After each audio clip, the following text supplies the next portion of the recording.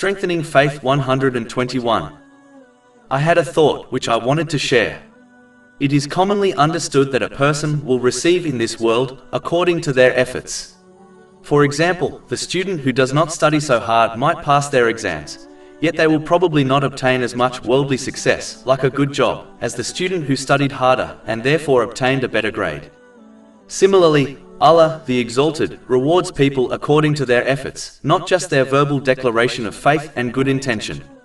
For example, when describing those who are brought near to Allah, the Exalted, in the hereafter, the first blessing mentioned in the following verse is not high ranks in paradise or huge palaces, it is instead rest.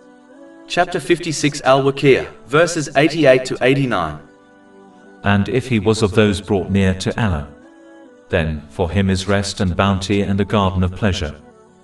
Those who are brought near to Allah, the Exalted, are granted rest before anything else because they tired themselves in His obedience in this world.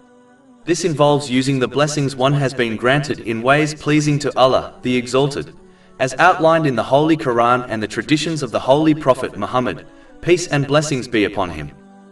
Therefore, just like one typically receives worldly success according to their efforts in this world, similarly, they will receive spiritual success in this world and in the next according to their efforts and intentions.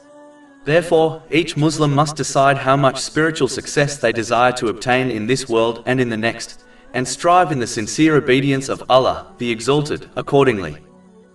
Over 400 free ebooks, audiobooks, infographics, podcasts and blogs available on our website, www.shaykhpod.com.